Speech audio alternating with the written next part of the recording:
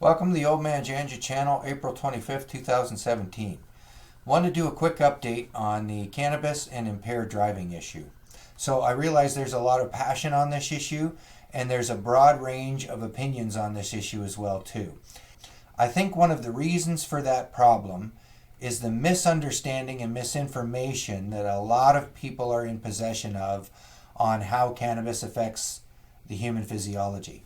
So the current legislation requires a police officer, if he suspects an individual to be under the influence of cannabis and impaired, it requires him to administer a field sobriety test. Those laws are about to change dramatically. The proposed new legislation will establish two different levels of offenses. Lower level offense, and that is anything between 2 to 5 nanograms in your blood. You will be subject to a fine up to a maximum of $1,000.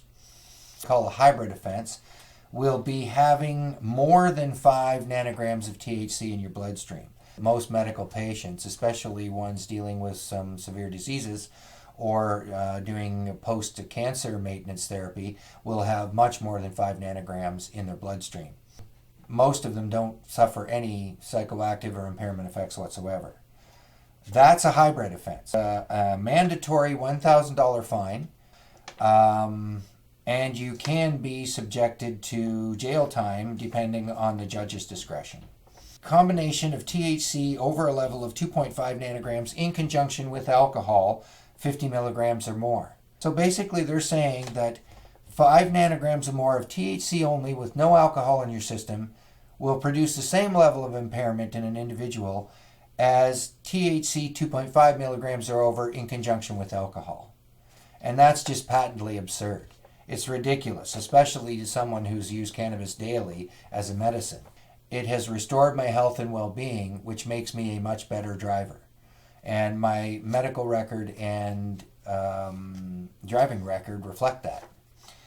So because this legislation is broad-ranging and will subject a vast number of Canadians, specifically medicinal cannabis users, to what I believe is unjust detainment, I am attempting to contact our agency that deals with licensing to see if it's possible that I can have a medical document attached to my license file that indicates that not only is cannabis not an impairment or a detriment to my driving ability, it actually improves my health and well-being to the point where it makes me a functionally better driver.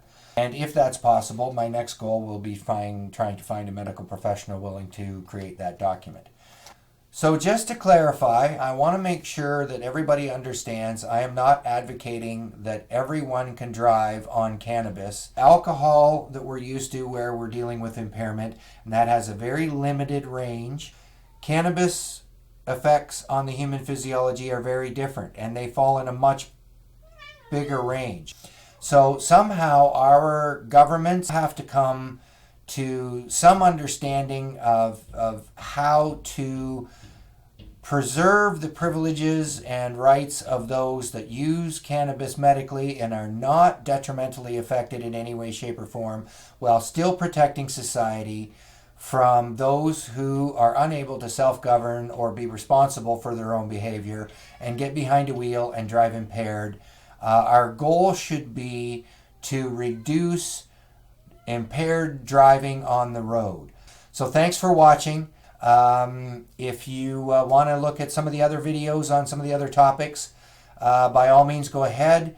There's usually a summary if the video is very long. And as always, I try to post a link underneath so that you can go and find the references or studies that I've discussed in the videos themselves. Thanks for watching. Love and peace. Bye for now.